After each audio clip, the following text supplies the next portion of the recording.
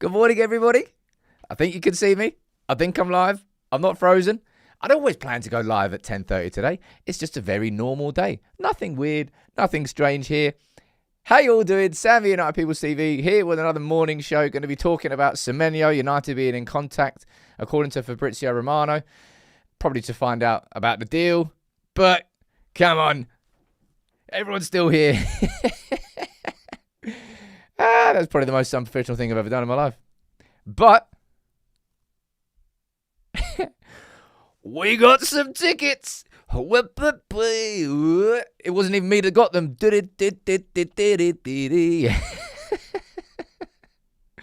Yes, big up Susie, my partner. She got 2 tickets. No, it's not my fault. They bloody went on sale at 10 a.m. I've been really, I've been wanting to go and see Fred again for a long time. And every time I don't know how that happened there. I've got 3 monitors. There's a lot of tabs that always go on. I'm streaming in 4K, so my computer's getting a bit, it's getting used. And I don't know why, but when I opened the 3rd monitor and I got into the queue, was entering my details, it was like, it blew up. It proper froze. It was angry.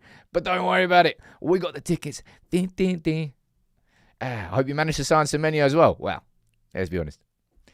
Don't think I'll do anything about that. Was it worth it? I'm sure you can all let me off. Should we get on with today's show? That was probably the most unprofessional thing I ever did. But I really wanted those tickets. Right. Shall we? First things first. It is the last 8 hours of the raffle. And can I say how cool this is? We've raised over £1,000. That's all going to go to Great Ormond Street Hospital. Over 1,000 tickets have been sold for the raffle. And 100% of the proceeds, you can scroll down here. It's written right there. 100% of the proceeds are going to be going to Great Ormond Street. And we've raised over £1,000. So fantastic to every single one of you that's bought a ticket. And good luck to all of you. Because one of you is going to win a PS5 for £1. And I'll be buying that separately. Nothing to do with the revenue from the ticket sales at all. So just well done to everybody. It's awesome for us as a community to be able to give over £1,000 to Great Ormond Street for Christmas. So well done to everyone. And good luck to everyone who's entered as well. Right, should we start with the actual news? Half an hour later than planned. Let me off. I'm normally very consistent. That's the first time I've ever been properly... Corey saying, not sure this is on my life's bucket list. Watching someone live trying to buy tickets to the gig. I don't think it was on my list either. I thought I'd be able to do it. Yeah, I know. Red Baron. So I'm going to have a little disciplinary, right? I deserve a disciplinary after that. Yeah, you can win from anywhere around the world. If you're in the UK, I'll be able to send you a PS5. Or if you want the cash, you can have that as well. Or if you're outside of the UK, I'll be able to send you the cash equivalent. All right? And I did get the tickets. Come on. So, least surprising news. Oh, look. February is coming up. Maybe Man United's. No, our fixtures won't be good. Right? Another Monday night fixture. How many is that this season? I don't even know. Early kickoff at home against Spurs. That's kind of normal. Sunday, 2 o'clock against Fulham. Again, kind of normal. Saturday, an actual Saturday kickoff. Bonkers. But another Monday night kickoff. First game against Everton at the, what is it? Hill Dickinson? I think that's the name of it. Yeah, I'm on the naughty list. I'm getting nothing for Christmas. But I got 2 Fred again tickets. So it doesn't even matter. Secondly, congratulations to the women's team. They have qualified for the knockouts of the UEFA Women's Champions League. They didn't go into, I think it's the top 4 or top 6. I think it's top 4 go through without a playoff or not. I actually don't know exactly what it is, but I know that United have got a game coming up against either Udhuivelin or Atletico Madrid because they finished 6th. So it's like, basically they're seeded in the playoff round. So congratulations to them. I didn't realise how little they were scoring though. Look at that. 6 games, 7 goals. Look at everyone else. Anyway, congratulations to them. Because they're certainly more successful than the men's team when it comes to European football. Let's be completely honest. And then yesterday, pretty cool. Under 18s in action again. JJ Gabriel, again, on the score sheet. And so is Kai Rooney. It's pretty cool. JJ Gabriel and Kai Rooney both scoring in the same under 18s game. I think that's his 12th goal this season. I think so. And I know that it's why I was so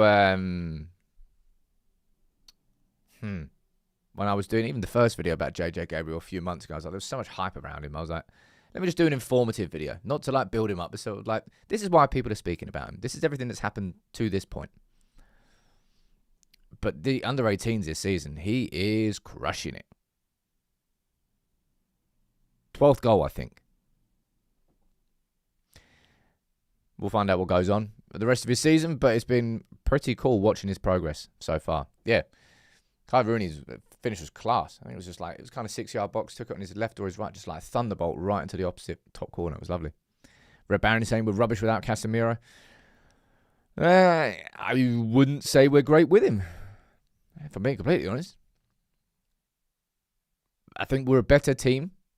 I think if you look, what was it, prior to was it a Spurs game? I think it was a Spurs game. When that stat came out about how many goals United concede when Casemiro's on the pitch versus off the pitch. And like, it's night and day. We still don't have the right midfield. Even with him in it. Even when he's playing well. Winchester, that start was a sackable offence. Yeah, I know. I'm having a disciplinary after. Luckily, I'm HR. So I think I'm going to get off quite lightly. But we'll see. We'll see. But the main topic of today's show, it's going to be the lunchtime video as well. Of course it is. Antoine Semenyo. A person we spoke about yesterday. And by the looks of it, a person we're going to be having certainly a couple more conversations about. United are definitely interested in signing him in January. I'm going to run through what Fabrizio has said. We already spoke about it yesterday, but now that I suppose the talks are concrete, we can take the conversation forward a little bit. Anyway, this is what Fabrizio is reporting on the Semenyo situation, right? If you've missed it. Goes for Semenyo. Let me turn that bad boy up. Shibba-dibba. Go look how angry he is. The situation is really heating up these days. So, Tottenham are really interested in Semenyo, but all right, Spurs, calm down. This depends on what the player wants to do. But Tottenham have genuine interest in Semenyo. This week, again, Manchester United and Manchester City called to understand the situation of Semenyo. Between Monday and Tuesday, some calls took place from Man United and from Manchester City to understand the situation of Semenyo. £65 million release clause. So these three clubs all called. So that's the news. Spurs, City and United all getting in contact with Bournemouth this week. Picking up the phone. Lads, tell us a bit more information about this Semenyo deal. Now, I don't think there is, well, like when it comes to release clauses, there's not like a one-size-fits-all. If we remember, Cunha had a release clause, 60 million. And Man United rang them and said, can we change the payment terms? Because the payment terms were 320 mil payments. First one due this summer. United rang them and was like, hey, did you mind? No, they said no. Screw that. Sod that. Pay it or you don't get him. We paid it. I imagine that's probably why United are contacting Bournemouth. What's the terms of this release clause? Sometimes, I don't know whether this happens as much anymore in the modern game. I suppose you could pay the whole 65 mil at once. That would limit the amount of interest that you'd be able to get for him. So, technically, if we're being technical about it, if we signed Semenyo for 65 mil in January, we wouldn't be paying 65 mil for Semenyo in January. Whatever the split would be. But, and I think this is kind of down for down for debate, up for debate. The honest truth about this Semenyo situation is only reason that United are not the only reason that United are interested in him, but the only reason United are calling is because there is a release clause. This falls into the quote-unquote market opportunity category of signings as far as United are concerned. And we already know that Ruben Amorim would want him in the team. Right, and you're down there saying, look, if we sign Semenyo before a midfielder, Ineos will drop massively in my estimation. I can't lie. I agree with you. But then, again, this is like devil's advocate. I think it's interesting to be devil's advocate in this situation to try and see a transfer from every angle. Because I'm probably in your category. I'm saying, like, if we've got that much money to spend on a midfielder, then go and sign a midfielder. And then, that's what I mean about devil's advocate, you'd say, well, what if Elliot Anderson isn't available? Which we know he isn't. What if Baleba isn't available? Maybe he would be for 65 mil. Maybe he wouldn't be. That was around about the price that we wanted to pay in the summer, but Brighton said no. Will that situation have changed because of what's happened this season with Baleba's form? Potentially. But one thing I'm pretty firm on is I don't want Manchester United to sign a midfielder for the sake of signing a midfielder.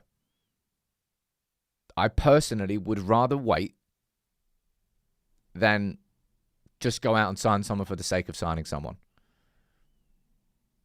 Because I don't think Elliot Anderson, even if City came in, even if Liverpool came in, I don't think there's any chance that Anderson's leaving in January. So I think that's ruled out. Wharton, I put it pretty close to being very unlikely, given that there's no guarantee that he's even part of that World Cup squad. There's a chance that Wharton misses out. Maybe, maybe not. Don't quite know.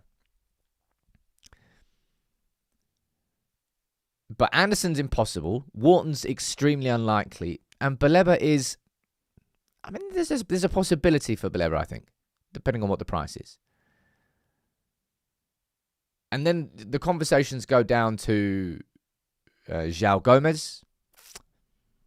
You might be able to throw Ruben Neves into that conversation because reports are suggesting he's not going to sign a new contract out in Saudi. And then, obviously, I don't know whether the same rules apply there.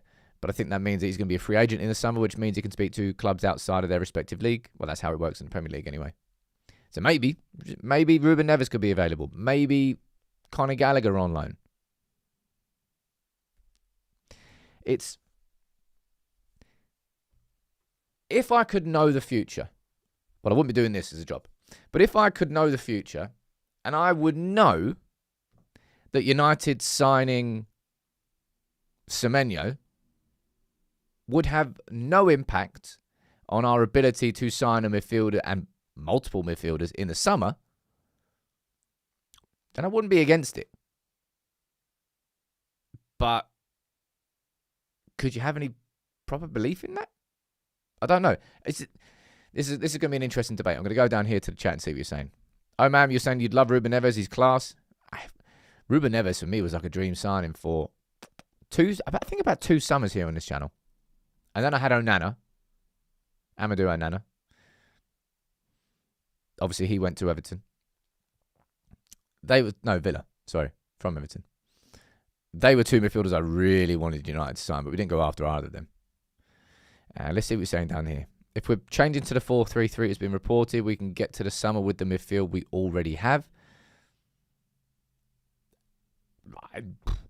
I mean, Kobbie comes into the equation if you play that, but which we'll speak about in a little bit. Kobbie's definitely angling for... Not angling. He wants to leave Manchester United in January. And who can blame him given the amount of starts he's been given? He hasn't started a Premier League game. Someone down there saying no good midfielder going in January. I wouldn't say that, man. I'm not going to sit here and pretend that there wouldn't be a midfielder that would improve Manchester United's midfield. Because there's going to be bloody loads of them. But is it the exact one you want? Like someone down there saying Neves and Gallagher as two stopgap midfielders would be a game changer. I'm not sure I'll go as far as a game changer. Maybe Ruben Neves could be, but I'm not sure I'll put Conor Gallagher in that category. I think he's just this is probably a very unpolite way of saying it, but a less shit version of Ugarte is probably where I would put Conor Gallagher. Yeah, I think it probably would improve United's midfield. Sure. Game changer? I'm not sure I'll go anywhere near as far as that. Someone down there saying Semenyo would be a bargain, but again, this is like devil's advocate the other way. Like, are you being for real? Like, we've just signed Cunha and Abumo and Šeško. We've revamped our whole attack. We've scored more goals than any other team apart from City in the league this year. And we've still got no midfield. You made my voice break there. And you then want to go out and sign Semenyo? You know full well what would happen. More than likely, let's be honest, right?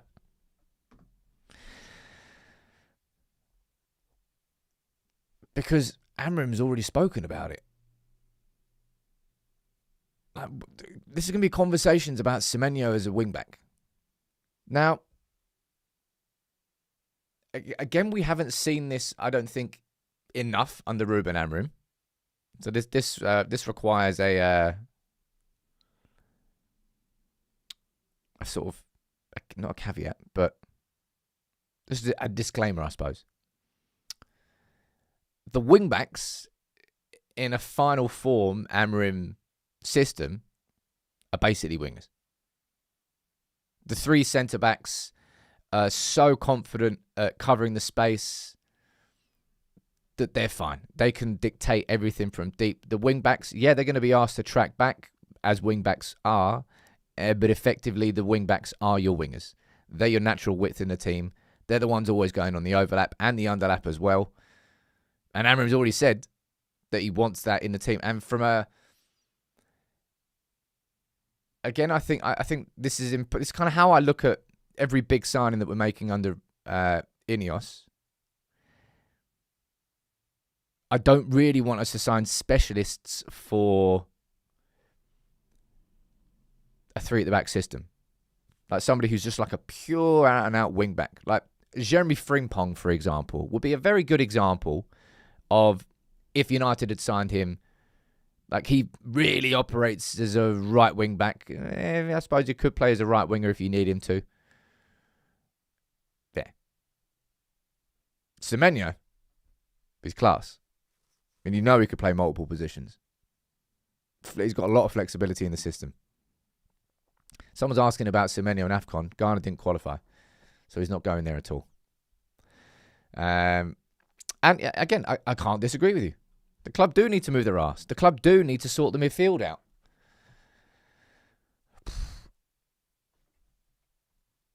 It certainly wouldn't be my strategy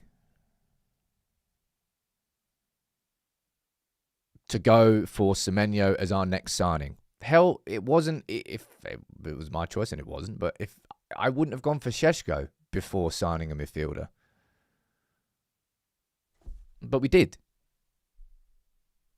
And if we go for Semenyo in January, it's because the club considers it a market opportunity that otherwise wouldn't exist. Someone mentioning Yuri Tielemans. Are we going back for the Tielemans conversation? Man. Yeah, Harry, I remember having a look at this before, actually, when I first had the conversation about Semenyo on the channel. We looked at the heat maps of Semenyo at Bournemouth when he's operating as a left inside forward, and the heat map of Ahmad when he's operating as a right wing back. And very, very similar heat maps and positions, despite, on paper, playing different positions inside their respective systems. Someone mentioning Valverde down there. Valverde? He's not leaving Real Madrid.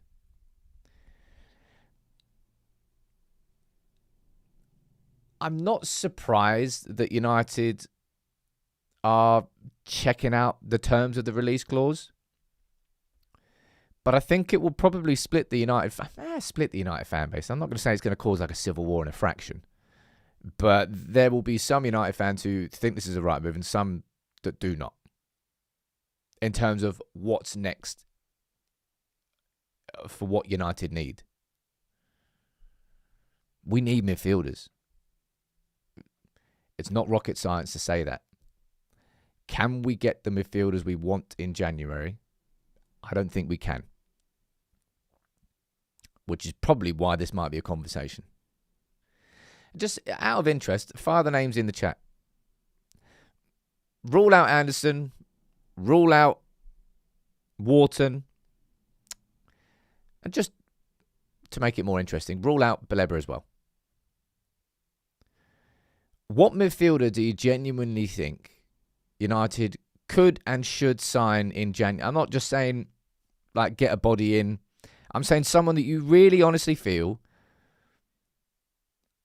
could actually help to change and improve our midfield. Kind of effectively what you're looking for, I think, is an Ugarte replacement. Because I think that's conceivable in January. That United find a new club for Ugarte. Maybe he goes out on loan with a loan fee and an obligation, which is kind of going to be typical. And if Xerxes leaves, that's exactly what will happen with him, I think. Loan fee, 5-6 mil, covering his wages. End of the season, there'll be an obligation. That's what DiMarzio's suggesting. But yeah, in my mind, there's a possibility of United moving Ugarte on and just bringing in an upgrade on Ugarte in January. I think that's probably as far as our midfield overhaul can go. Because I don't think the elite game changer signings are going to be possible until the summer. Let me see what you're saying down here. Shibidabib. Perlo, yeah, let's get him in. Should we get, who else we got? Nicholas Gaitan coming in. Wesley Schneider. Who else? Stiller, someone saying down there. Neves. Baleba is surely able. Look, Baleba, of the three, there's a possibility, but you're going to be talking the 65, 70 mil. You're talking like top dollar. The other players I don't think are in that category. Gomez. I mean, Wolves are going down. Like there's an absolutely sweet FA chance that they recoup anything in the second half of the season. Their story's already finished. So they know they're going to go down. So they're probably, in terms of value and price, are Wolves going to get more for João Gomez in January than they would in the summer? Probably. And Wolves sell their players. It's why their fans are protesting against everything that's happened. Whether it's Ait Nouri, whether it's Cunha, whether it's anybody else that they've sold. Wolves sell their players. So it's not as if they're going to be adverse to it. Chouameni, random. Anderson, Gallagher, Sanderberg. Do you remember him? Do you remember when Samuel Luckhurst said that it was him arriving at United's training camp? Arriving at Carrington. And it wasn't. He just got it completely wrong. Gallagher, Gattuso, James Garner. James Garner's not an awful shout, if I'm being honest. Tyler Adams, someone saying down there a couple of times. Edison. Was it Edison whose contract runs out in the summer? There's quite a lot. Naveen Kamara.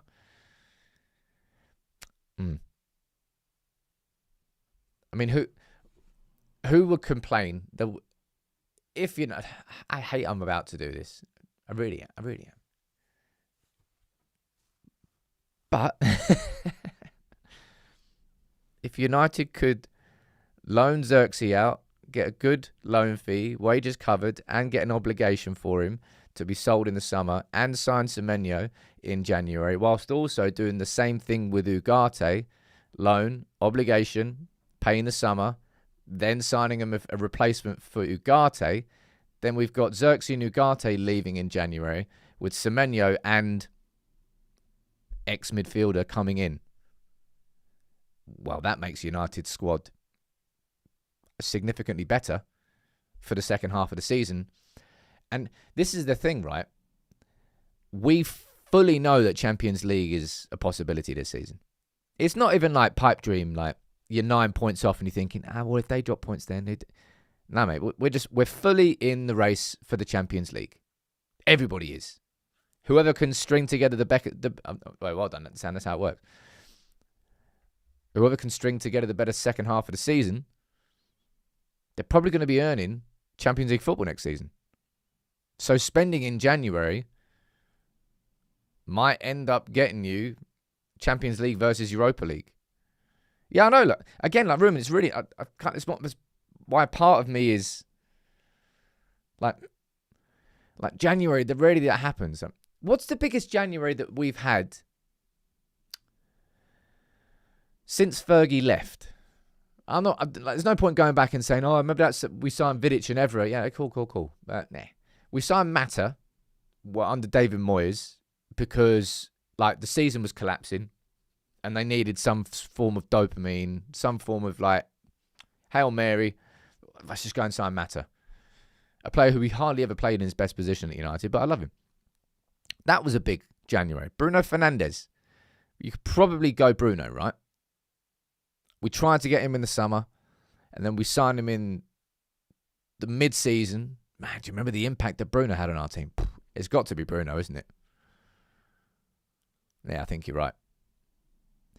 So that's the biggest January that we've had as a club in a long time. So, hypothetically, even if you get... No, would signing Semenyo be a bigger... I think it would be a bigger signing in terms of name and experience by the time we signed him. Simply because Semenyo is already top class, arguably world class, Premier League proven goal scorer, winger, attacker. Bruno was pumping in numbers at Sporting and then came to United and obviously did a lot more. Now, Berbatov wasn't in January. Berbatov, I think, was deadline day in the summer. Johnny's saying we're not getting Champions League, not a chance. You're just lying to you. I know that you're being pessimistic, which is the default position of Manchester United fans now. And I'll be honest, I'm not surprised. But you cannot possibly, in any way, shape or form, tell me, without looking at that table, that there is, quote-unquote, zero chance of Manchester United getting in the Champions League. Because there absolutely is. Does anyone know if we're on for 5th being Champions League again this season? I can't remember. It feels like early this season, City were having a wobble. Wibble and a wobble. They look fine now. City are top 2. Arsenal, I can't imagine they're going to drop outside the top 2, but they might do, but I don't think they will. Top 2. Every other position is up for grabs. Villa looking pretty indomitable right now. Fingers crossed we can try and pop that balloon on Sunday, but I'm not particularly that hopeful.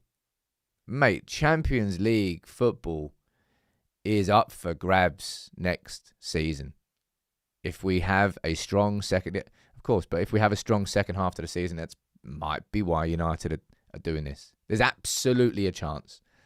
Whether we get it or not, hey, look, I wouldn't put money on it. MB saying every team above 17th has a chance of Champions League. I mean, come on, man. Again, people going to the lands of extremes down here.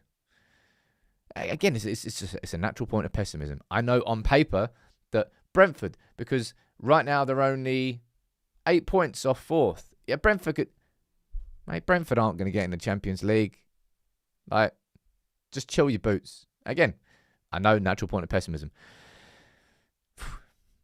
It's not where my money would be spent if I was Jason Wilcox or, I don't know, Omar Brada. I don't think it's the smartest use of funds in terms of our next priority, but I didn't think that about Šeško. It's going to be an interesting one. I'm going to do my lunchtime video on him today because I think it's going to be... There's plenty more I want to speak about. But Amrim would certainly want him. Let me read some more comments out. All right? Go down to the chat. Another photo there? There he is. Someone down there saying, I think Chelsea and Villa will have too much for us to overtake them. Honestly? It feels like that Chelsea... I don't know whether I'm looking into it too much or I want it to happen. Probably a little bit of both. I think that Maresca at Chelsea, there seems to be something bubbling underneath the surface there in terms of, you see those indirects that he was doing towards probably the top level management about the worst 48 hours. I think Chelsea hadn't won in 4. They beat Cardiff. It doesn't really seem all rosy there. And it can't ever because of the way they operate their football club. is a bunch of mercenaries. The amount of players that they sign, it must be very, very difficult to manage that. So I think Chelsea have got enough to finish, but I wouldn't say that there's guarantee. Villa, they probably will.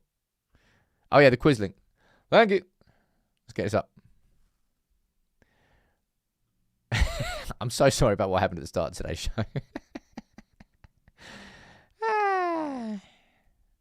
Let me off. Here is today's quiz link. Question number 1. Did Sam get Fred again tickets? Yes or no? Yes is the answer. Realism is not pessimism. Hey, John, you are a funny chap, mate. I'll be honest, you are a funny chap. You must be fun at some parties, I'll tell you that. Right, Semenyo. Let's move on. Should we speak about Kobbie? Let's have a little conversation about Kobbie. That's the link for today's quiz. All right? I pinned it to the chat. We'll do that a little bit. I know the timings are all off. Should be finishing at this point. Unbelievable, Jeff. Maybe we'll wrap up after 45 minutes. We're only 15 minutes late today. Yeah, Asa, it's kind of what it feels like. I'm not saying that Maresca's asking to be sacked, but kind of the way that in the way that he's speaking. If I was to predict the top 4, let's quickly do that randomly before we finish the show. Yeah, I'm going to be speaking about the Mainoo situation. Predict your top 4. What would I go for? I'd probably go for City winning the league again. At this point, it feels like they've hit their robot form like 2 months too early. They're probably going to go Arsenal second. At this moment in time, it feels like Villa have. I remember, was it last season? Was it the season before? Everybody was expecting Villa to drop off, and they never did. I think Villa. It feels like Villa will probably be there. Chelsea, Liverpool.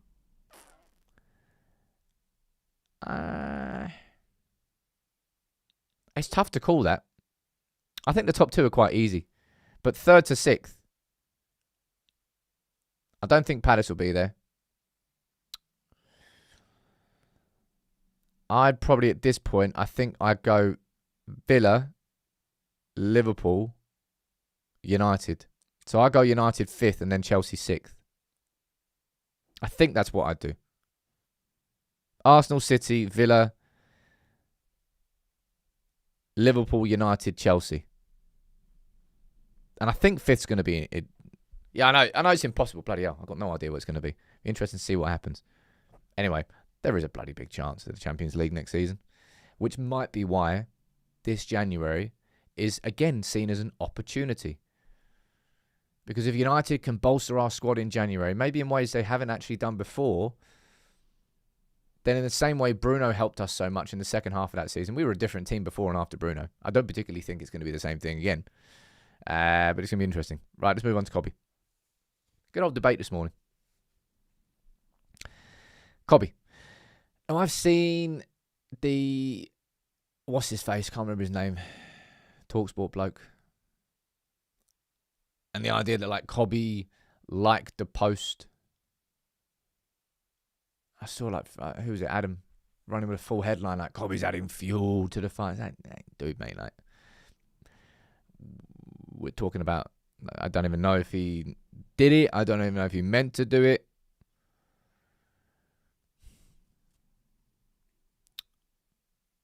It's just shit. Like, everything to do with this Kobbie situation. I see no good. Anyway, really. He hasn't started a Premier League game. I thought it was, honestly, I think no one's talked about his cameo against Bournemouth because it was a 4-4 draw. It's frustrating. I genuinely thought he was pretty good. Andy Goldstein, that's the one. Thank you. And no one's mentioned it. It's all been about his brother. It's all been about a T-shirt. TalkSport, man. Like, TalkSport has tried to get me on there. I think like 4, maybe 5 times. You're never going to see me on there. Ever. Like, for real. I've got friends who do shows and stuff on there. I just can't do it. I think they're a cesspit. I think they are the definition of what is wrong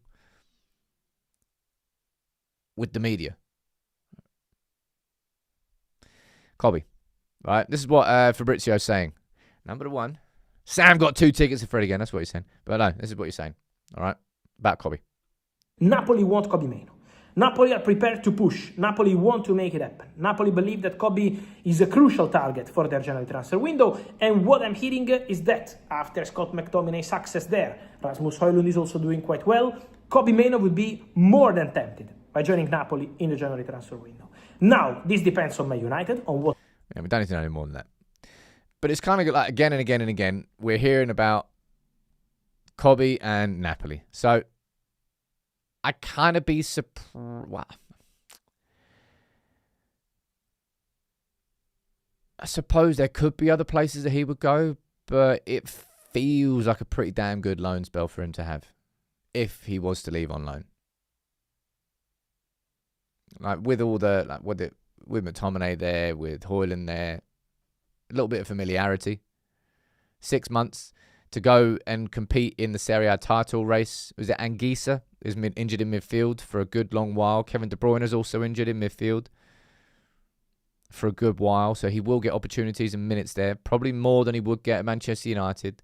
Serie A is a bit more, I'm not going to say technical, but you won't get pressed within an inch of your life at every moment in time, so you have a little bit more time on the ball, and that would suit Kobbie. Defensive work rate, I don't know exactly about Napoli's system. Is Conte even playing a 3 at the back system this season? I thought we might have switched to a 4. I don't quite know. It feels like the right thing for all parties. Is Billy Gilmour injured as well? Didn't know that. I can't particularly... The only downside to this is it reduces Manchester United's midfield options. But at this point in his career, where he is and the World Cup coming up, I've told you this, like the damage that would do to, I think, how Kobbie Mainoo perceives United, I think it wouldn't be worth it. Right, 1 second here. We've got some notifications starting to pop over here. Someone's telling me to go and have a peep at some Roy Keane quotes. What's Roy saying? Probably good stuff, I think. Right? Maybe. Maybe not. Right, there you go. A little message from Roy Keane to Kobbie. Let's see what you're saying. Roy Keane with a message to Kobbie Mainoo, and this is from the latest episode of The Overlap, I'm going to presume, all right? Sometimes at United, the challenge is right in front of you. A footballer's life is about trying to prove people wrong. Bruno might leave next summer. Wait your moment. I've no problem with players going out on loan. It can be beneficial for everyone, but sometimes as a player, your biggest challenge is here, at Manchester United, and it's about breaking into the team. Even if the manager says you won't get ahead of Bruno, prove him wrong.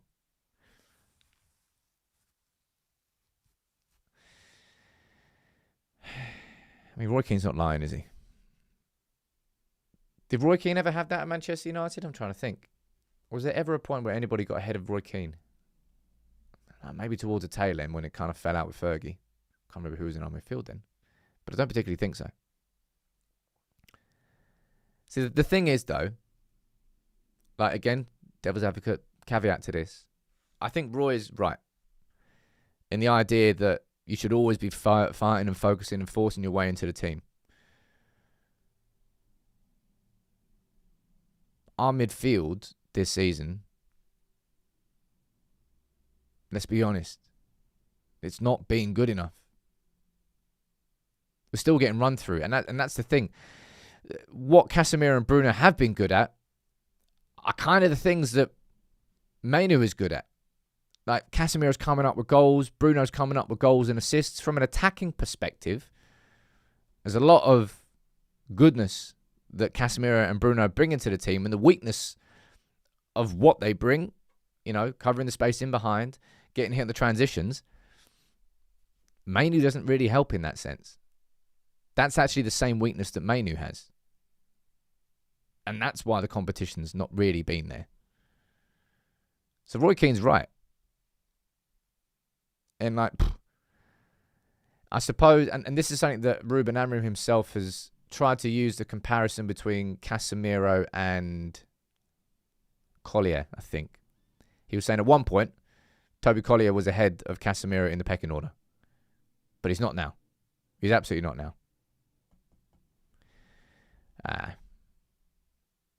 My personal take, I would like Kobbie Mainoo to leave United in January on loan to Napoli and come back in the summer. Will anything have changed by that point? Maybe.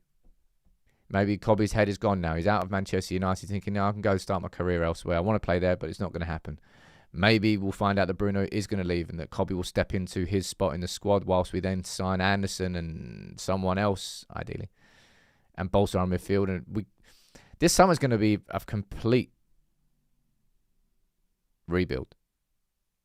There really is a chance that Ugarte, Casemiro, Bruno, and Kobbie leave. Yeah, I'll run through it. If there's more from Roy Keane, I'll run through that myself in a little bit. I won't cover it all here. But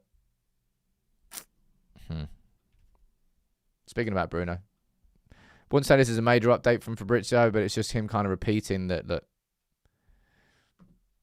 when it comes to Saudi, and you know the money that they're investing, although it wasn't really as big a summer for the Saudis, was it? In terms of the players they signed, you could absolutely... One second, let me get this up. Have I got that up there?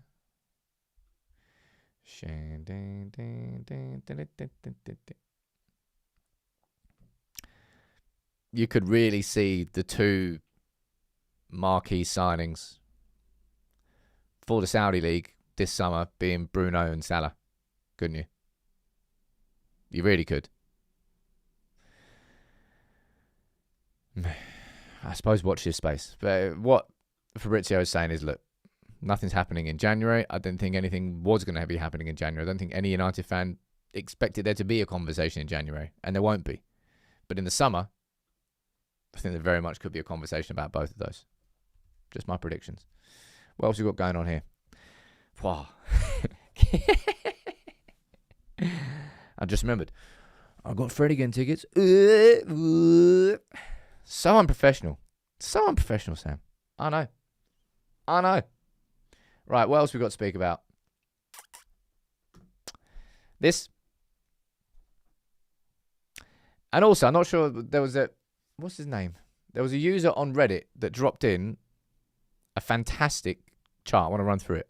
Sammy Locker saying that Maguire is set to return this month. Now, this is a lot of data and a lot of info. Let me just kind of tell you what it is, right? So, you can see the graph down here. Not the graph, the key. Bright green is played. This is the eligibility chart. Availability chart for every Manchester United player this season. Green, they were available. Yellow, ineligible. Red, they were injured. Dark green, they were benched, so they were available but didn't play. And orange, they were subbed off due to injury. And you can see down here, you've got Mbumo, been available for every game this season. You've got Yoro. You've got Shaw. You've got, of course, Bruno Fernandes. Look at Casemiro's availability, by the way. Only one game has he been subbed off due to injury, but actually the rest of them available. Ugarte, available for every game. Kobbie, available for every game, apart from one where he was ineligible. In terms of injuries, you've got De Ligt, you've got Maguire, you've got Martinez, Mazraoui missed a few, Delo's missed a couple, and Šeško down there with Cunha missing a couple. But largely,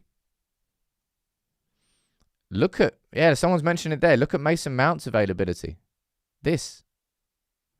It's really quite impressive. Yeah, Dorga as well.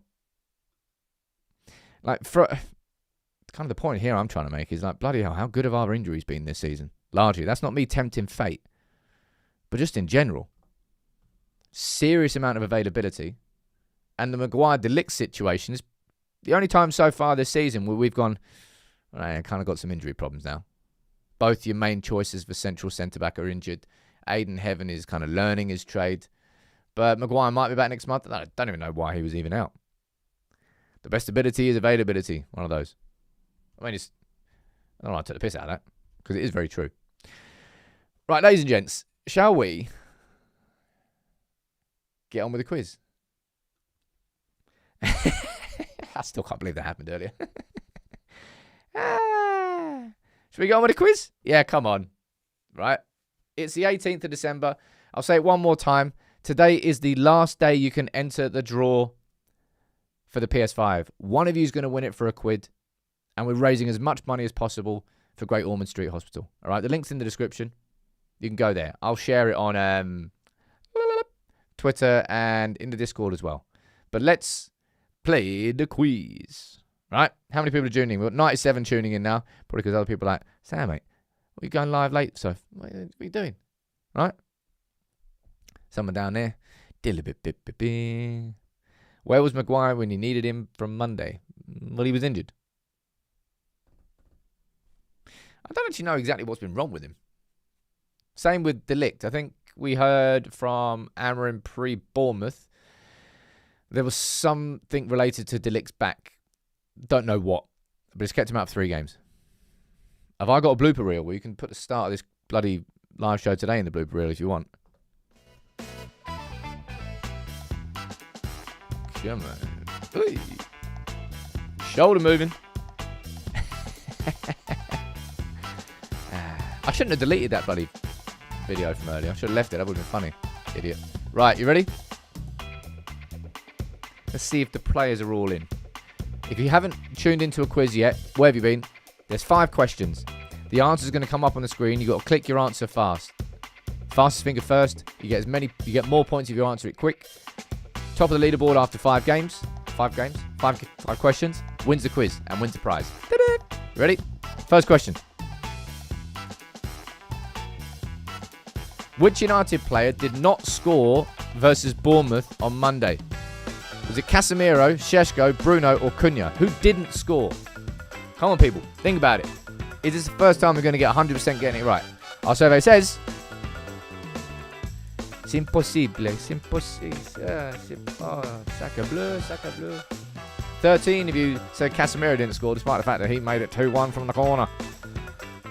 It was Šeško. Right, Digley, you're not... Always late, Sam. Seems reasonable, right? I deserve pelters for today, right? I deserve some pelters. Digley, you're not winning again, are you? We'll see if you choke on the last question, though. You know what I'm saying? Because we've had many a bottler. You ready for question 2? Name the club Bruno Fernandes started his career at. Think about it. Novara, Sporting, Udinese, or Sampdoria? Visualise to realise. Visualise to realise. It was Novara. No, it wasn't Novara. It was Novara.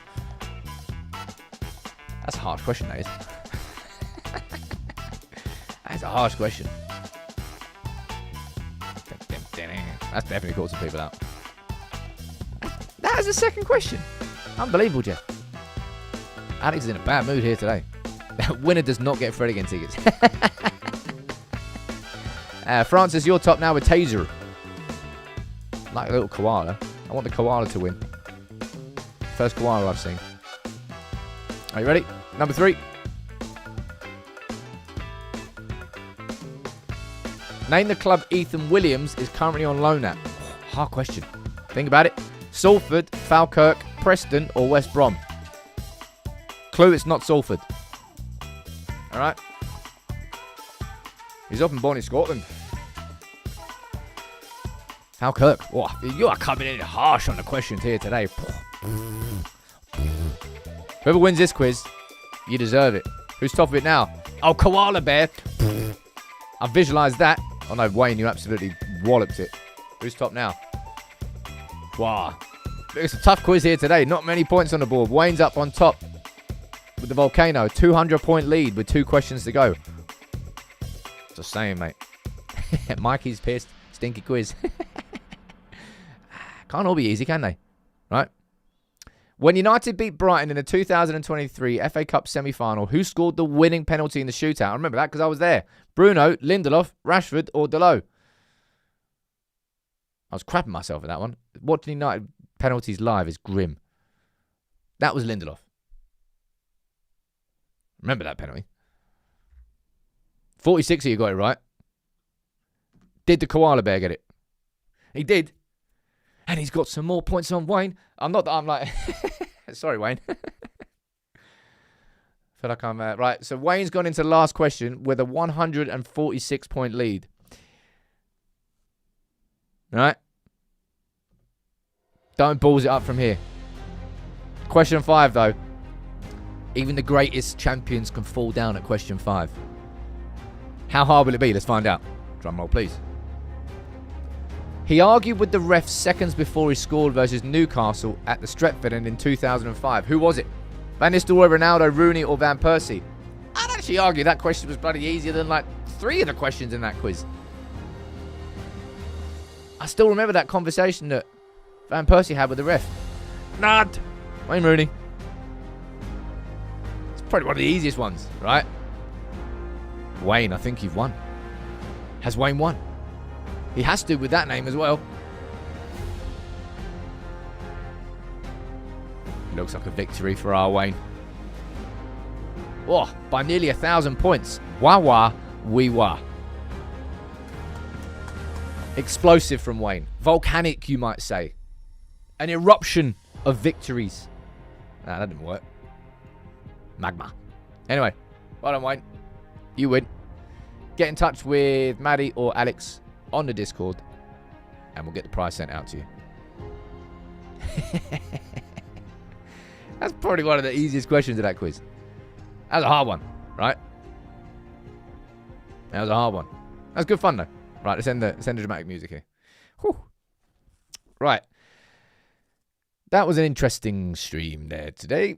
And it's Thursday. Tomorrow, that's how it works. Fridays after Thursday, we're going to have the quiz. We're going to have the raffle winner. We're going to have the map. We're going to have some fun. I was thinking we should probably do like a Christmas, some form of Christmas show. Have a couple of drinks, mess about. I don't know what we'll do or when we'll do it. I'll see if I can do something though. Right? Thank you all for tuning in. Drop a like on the video. Subscribe if you're new. Anyway. I'm going to crack on with today's lunchtime video on Semenyo, right? Take it easy, peeps.